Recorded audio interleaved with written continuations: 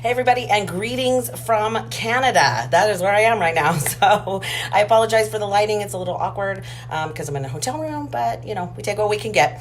So I have a great topic tonight, especially as the New Year's coming. And of course, everybody's going to be hitting the gym. It's going to be a little chaotic, I'm sure. So we're going to talk about how often you should be working out and how that is appropriate. So one of the first things to talk about, you know me, the first thing I'm going to say is, well, it really depends on your goals.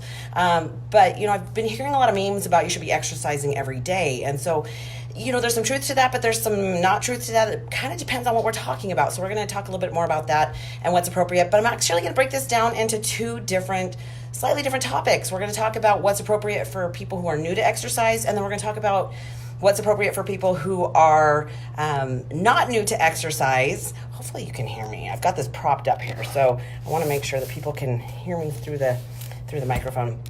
But we're going to talk a little bit about what's appropriate for people who are athletes and already exercise. Hopefully, say something, pop up if you can hear me. I just want to make sure that it's not, like I said, I have it propped up on the desk at the hotel. So, because it's different for athletes and somebody who's already been exercising for a long time. So we'll talk a little bit about how to gauge that, and it's kind of in a different focus. So I just don't want my phone to go tipping over. I don't have my tripod with me. So there's a few variables that really depend upon that.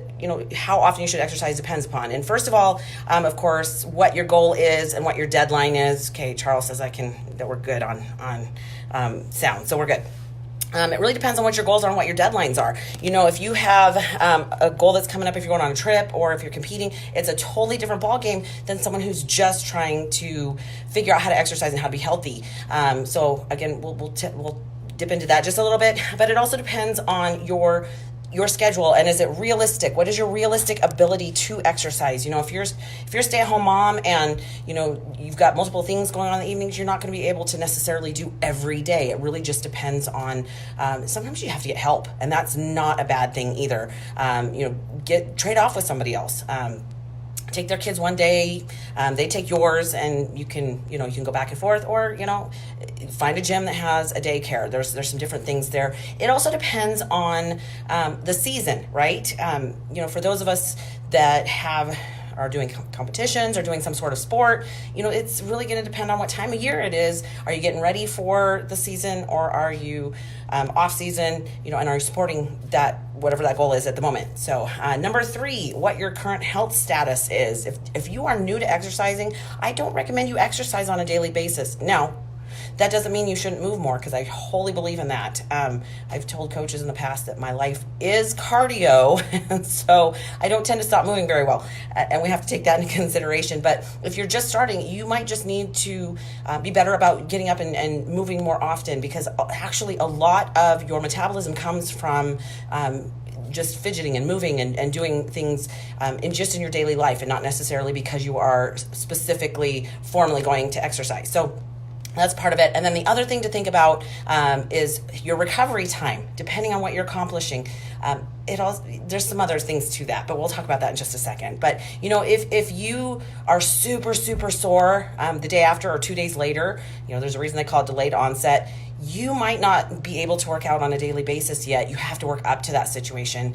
And again, we'll kind of cover that. So right now I'm going to talk to the newbies for a little bit, because New Year's is coming, and I know it doesn't matter how much I say, don't wait till New Year's. Everybody does. And so let's talk a little bit to the newbies. Now, I was new when I first started. First of all, I thought all exercise was exercise, which, technically it is, but they do different things, right? And so there was a lot I had to learn.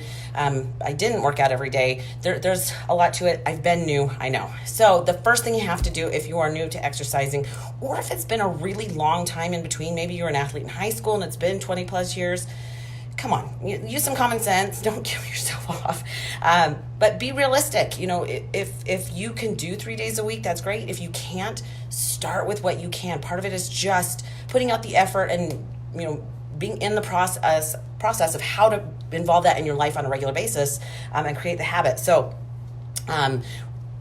however, don't expect to have crazy, amazing results or to get on stage, or, if you're only working out 2 or 3 days a week, there's a certain amount of exercise and lifting and some things you're going to have to do in order to reach one of those higher level goals that's completely different than if it's just, hey, I just want to feel better about myself. I want to fit smaller clothes. Totally different. So, keep it realistic. Do what you can do.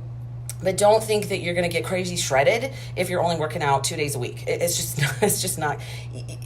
Diet helps, obviously. Nutrition helps, but you got to really work for whatever that specific goal is. And two to 3 days a week for some things is not going to be enough. But I want you to start with what works, because 2 or 3 days a week consistently is a heck of a lot better than hitting it hard for a day and then not hitting the gym again for 3 weeks. So, you want to make sure that and I want to make sure you enjoy it. And you can't do that if you're overdoing it, overly sore. There's some things you have to really pay attention to. Next is to start out at a level that you can do. We just talked about delayed onset muscle soreness.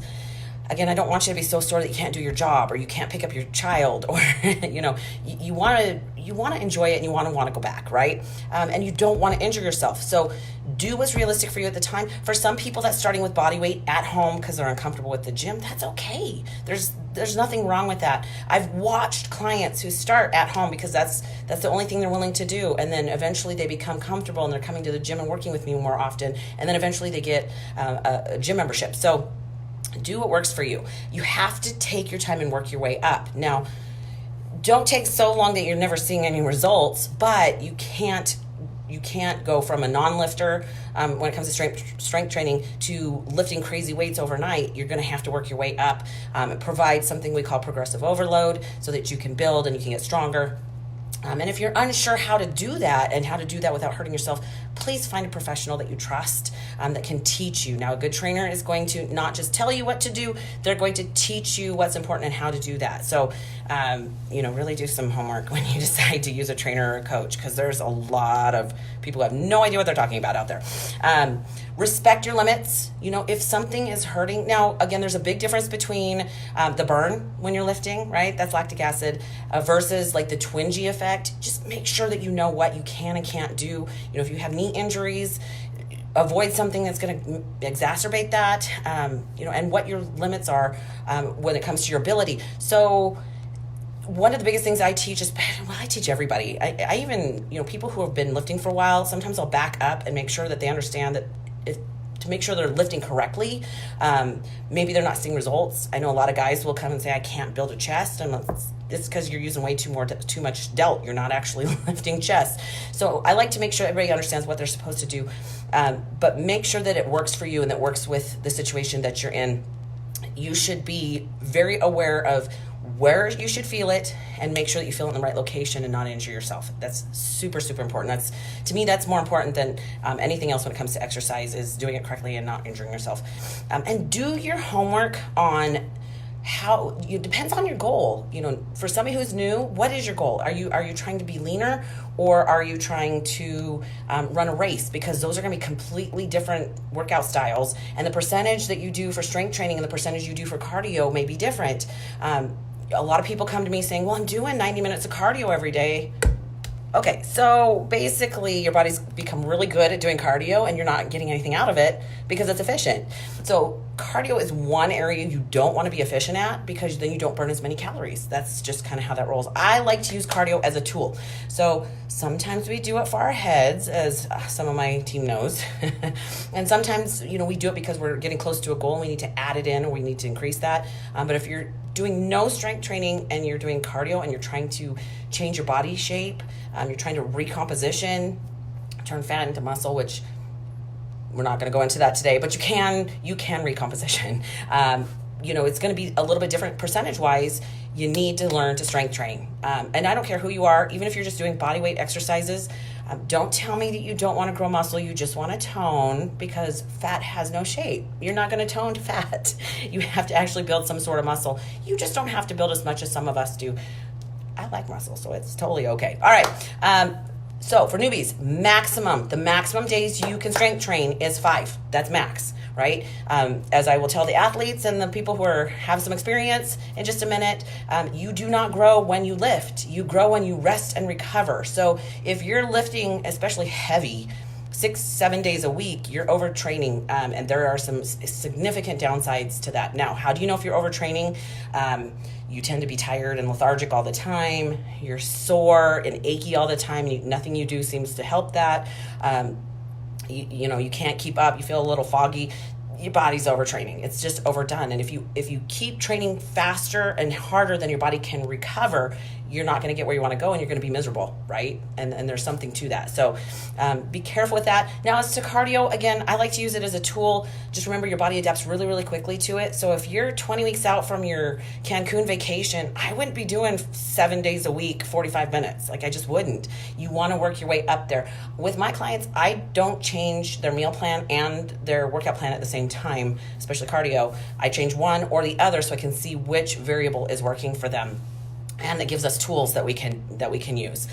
And like I said, it might just, if you're super new to exercise, you might just need to move more on a daily basis. Now, that doesn't mean crazy, but it means, hey, there's a commercial on TV. Get up and walk around, walk the stairs. Use a Fitbit, man. The fact that it has a goal for 10,000 steps a day, use that. Challenge other people. You can actually challenge other people on your app and see who wins every day. Trust me, I win. Because 10,000 steps a day is easy. But, that might just catapult you into seeing results that you haven't ever seen before. So that might be a great opportunity. And guys, it's Christmas. And Black Friday and all kinds of sales deals on new up-and-coming equipment like that. So take advantage of that. That's a great tool. By the way, the best time to get exercise equipment, especially like cardio equipment, I'm going to tell you, it's like March and April. Just a quick fact that everybody that ordered it and bought it for Christmas or for New Year's, for their New Year's resolution, by March or April, they realize they're not going to use it, and it's going to be posted on Craigslist. So if you need some cardio equipment, great time to be looking for that. All right. For people who are more experienced or athletes, hopefully most people that have had some experience know this, but sometimes I'm surprised as to the lack of common sense that people have when it comes to how they should be working out or how often.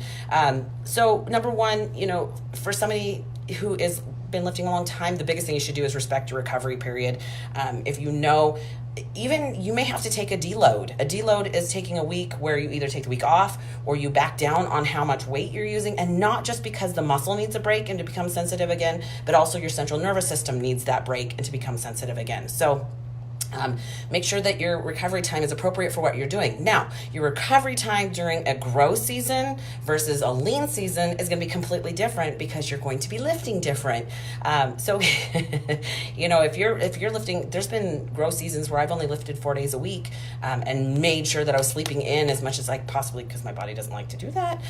Make sure I was getting as much sleep as possible because that was the only way that I was going to be able to grow. And for those of you that know me, I know size is a little difficult to do when you're a woman and you're almost 45 years old.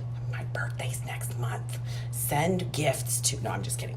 Okay, so make sure that you're taking those rest days to make sure that you're recovering and doing what you need to do. And we just talked about overtraining. That happens a lot for people who are in extreme sports. And part of that is going to be... Hopefully, if you're doing a specific sport, you have a coach that can tell you what kind of recovery, what kind of break, because there's multiple variables that are going to be important there, like how you fuel yourself for those kind of lifts, workouts, and it's going to be different. Somebody who plays football every year is going to have a completely different workout than somebody who is just strength training to keep in good shape. So, make sure that you know what that is like, what the recovery is like, and how often you should be lifting. It's also, we just talked about, it's dependent upon your sport, and your split is completely up to you. It's different for everybody. Just know that there's a huge difference, and people are surprised when I say this, even people who've been lifting a long time. There's a difference when you lift for size versus lifting for strength versus lifting for power versus doing muscle endurance. I giggle when people say, oh, I'm lifting weights. I do P90X. I'm like, okay, it's not the same thing. That's muscle endurance. Yes, you might be using weights, but trust me, the guy that's leading that class does not grow that kind of muscle just by doing P90X. So, whatever you choose to do for your split is completely up to you. Some people like to do full body workouts, but again, make sure that you're doing enough rest and recovery to, be able to do that again if that's what you do on a regular basis is full body. I personally choose to break it down into muscle groups. I also like to spend more time on my weaknesses and things that need more attention than, like, say, my back, which I have zero trouble growing on a regular basis. So we talked about overtraining, and the other thing is please make sure that you're fueling yourself for the type of sports that you're doing or the goals that you're doing. You know, if you're trying to grow and you're only eating 1,500 calories, ladies, that's just not going to cut it. It's just not. I eat way more than you, so make sure that you're fueling and that you know what you're doing. Okay, here's my opinions on how often you should be exercising. Like I said, we've already talked about the reasons why you might choose some different ways, but for me, minimum, anybody who's trying to accomplish any sort of goal, honestly, should be minimally training, strength training 3 days a week. That is like the minimum to really see any sort of results. And it doesn't have to be an hour, it doesn't have to be an incredible amount of time. It just needs to be long. My goal is to get in, get done, get out. Get a pump, get out. Because I don't want to be there for more than 45 minutes or an hour. I've already been there all day working. I don't want to be there any longer. Now, leg days, that might take me a little bit longer, because that's my weakness and it needs a little more recovery as in between each set. But like I lift 5 days a week. So that's really kind of your maximum is 5 days a week. Like I said, unless you have something set up that works differently, and it doesn't matter whether you're doing body weight at home, whether you're at the gym, just start somewhere. But minimum 3 days a week in order to see any sort of results. And if you're not struggling at some point during that workout, you're probably not working hard enough. I know that sounds a little weird considering I just said don't overtrain, but again, you should struggle a little bit. If you're not struggling at some point, you're not breaking down the muscle anyway, or increasing your cardio if that's what your goal is. I personally, like I said, like to use cardio as a tool. Now, if you're trying to run a 5K, obviously you want to get better at that and you should be practicing that. There are some great things, great apps out there that work well for that, like Couch to 5K. Use one of those to figure out how much you need to increase over time in order to do that 5K effectively. Now, if you're in for a marathon, that's not my expertise. I can totally direct you to people who know that kind of stuff because I know some great people. But I like to use cardio as a tool. So during my growth season, I don't tend to do as much cardio, just enough so that my head stays okay with the fact that I'm getting a little bit bigger. Do some research on how to efficiently train for your goal. It's amazing to me how many people come to me and they say, well, this is what I'm doing. And I'm going, okay, but that's not supporting your goal whatsoever. You need to kind of switch how you're doing because you have to do the right exercises that get you to the goal that you're working for. And what works for the person down the road, there's so many variables, you guys. Age, gender, genetics, epigenetics, which is the things you do that affect your genetics, right? So it's not going to be exactly the same for everybody. There's some general ideas, but find somebody that can help you with that, or hopefully you've experimented and you kind of know. But personally, I always need those outside fresh pair of eyes to be able to say, no, you need to do this different, because sometimes we give ourselves way too much leeway. So make sure that you're doing the right things for your goal. Now, if you have found something that works great for you, if you have some ideas or you've read some research, now please make sure that it's not bro research because bro science just kind of, that's information that's been passed down from generation to generation. Not that it doesn't have any background, but a lot of times it's just because somebody did it that way and it worked for them. That doesn't mean that it works for everybody. So make sure if you're doing some research that it's beneficial, right? That you're listening to some real science versus the bro science. But know what works best for you and how to make sure that you stay safe, happy, and reach your goals. So you can leave a message below if you have any questions. I get my very best ideas from you guys, even here in Canada. If you've got a question or something, I know there's some great things coming along over the holidays you might like to know. We discussed how to get around not gaining 15 pounds over the holidays, but don't stress. Really, stress is not beneficial no matter what your goal is. So if you have a question or want to reach me directly, you can do so through Facebook Messenger. Have some really exciting things coming up. I'm super excited. There will be a challenge, a 12-week challenge coming up. Yes, I know that is so cliche, but it's going to be different than you're used to. And there might be some money cash prize involved. So be checking back for that. You can leave me a message at Facebook Messenger. You can leave a message below. You can also hop on and watch the rest of my videos on my YouTube channel. Make sure you subscribe because then every time I put something up there, you're going to get it. Have an incredible evening, you guys. That is Q&A Wednesday. Have a good night from Canada.